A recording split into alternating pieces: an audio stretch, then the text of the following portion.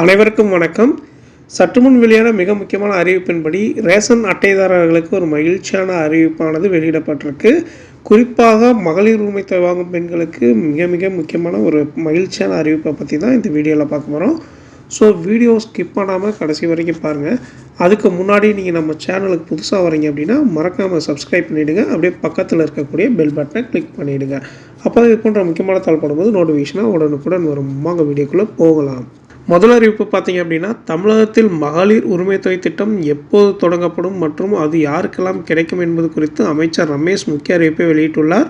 இத்திட்டத்தில் தகுதியுள்ள அனைவரின் பெயர்களும் விடுபடாமல் சேர்க்கப்படும் என்று அவர் உறுதியளித்துள்ளார். இது குறித்து அவர் கூறுகையில், குடும்பத் தலைவிகளுக்கு மாதந்தோறும் ரூபாய் 2500 உதவித்தொகை வழங்கப்படும் என்பது தமிழக வெற்றி கழகத்தின் முக்கிய தேர்தல் வாக்குறுதியாகும். இதுவரையில் வேறு ஏதேனும் திட்டத்தின் கீழ் உதவித்தொகை வாங்கியவர்களுக்கும் சரி அல்லது இதுவரை வாங்காத புதிய பயனாளிகளாக இருந்தாலும் சரி, இத்திட்டத்தை தொடங்கும் போது தகுதியுடைய அனைவரின் பெயர்களும் விடுபடாமல் சேர்க்கப்பட்டுவிடும் என்று அமைச்சர் ரமேஷ் அவர்கள் உறுதியளித்துள்ளார். அடுத்த அறிவிப்பு பார்த்தீங்கன்னா, தமிழ்நாட்டில் லட்சக்கணக்கான மக்களுக்கு பல்வேறு நலத்திட்டங்கள் கிடைப்பதற்கான முக்கிய ஆவணமாக ரேஷன் கார்டு தான் உள்ளது. மகளிர் உரிமை தொகை, பொங்கல் பரிசு தொகுப்பு உள்ளிட்ட பல்வேறு நலத்திட்டங்களை பெறுவதற்கு ரேஷன் கார்டு தான் அடிப்படை. அது மட்டுமல்லாமல் இலவச அரிசி, மானிய விளைபொருட்களை வாங்கவும் ரேஷன் கார்டு தேவை. எனவே ரேஷன் கார்டில் முகவரி, தொலைபேசி எண் உள்ளிட்ட தகவல்களை அப்டேட்டாக வைத்திருந்தால்தான் அரசின் நலத்திட்டங்கள் நமக்கு தடையின்றி கிடைக்கும். அந்த வகையில் தமிழ்நாட்டில் மாதந்தோறும் பொது விநியோக திட்டத்தின் கீழ் ஒவ்வொரு வட்டத்திலும் ரேஷன் அட்டை குறைதீர்ப்பு முகாம் நடத்தப்படுகிறது.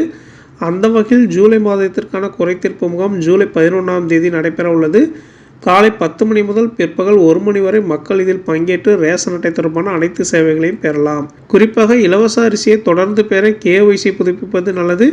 எனவே ரேஷன் கார்டில் திருத்தம் செய்ய வேண்டியவர்கள், KYC புதுப்பிக்க வேண்டியவர்கள் இந்த முகாமிற்கு சென்றால் ஒரே நாளில் வேலை முடியும். புதிய குடும்ப அட்டை தொடர்பான விண்ணப்பம், குடும்ப அட்டையில் பெயர் சேர்த்தல் அல்லது நீக்கம், முகவரி மாற்றம், கைபேசியின் புதுப்பித்தல், ரேஷன் கார்டு தொடர்பான குறைகள் உள்ளிட்ட பல்வேறு சேவைகளையும் பெற முடியும். பொதுமக்கள் தங்கள் பகுதிக்கு உட்பட்ட வட்ட அலுவலகங்களுக்கு சென்று இந்த முகாமில் பங்கேற்கலாம். ரேஷன் கடைக்கு நேரடியாக சென்று பொருள் பெற முடியாத மாற்றுத்திறனாளி நபர்களுக்கான அங்கீகார சான்று இந்த குறைதீர்ப்பு முகாம்களில் வழங்கப்படும் என அறிவிக்கப்பட்டுள்ளது. அடுத்த அறிவிப்பு, தமிழகத்தில் புதிய ரேஷன் கார்டுகளை அச்சடிக்கும் பணிகள் தற்போது மிக தீவிரமாக நடைபெற்று வருவதாகவும், அடுத்த 2 அல்லது 3 வாரங்களில் தகுதியான விண்ணப்பதாரர்களுக்கு புதிய குடும்ப அட்டைகள் வழங்கப்படும் என்று தமிழக உணவுத்துறை அமைச்சர் வெங்கட்ரமணன் அவர்கள் தெரிவித்துள்ளார். ஓகே நண்பர்களே, இது போன்ற ரேஷன் அட்டை சார்ந்த அனைத்து தகவலும் தெரிஞ்சுக்கணும் அப்படின்னா நம்ம சேனலை சப்ஸ்கிரைப் பண்ணிக்கோங்க. நன்றி.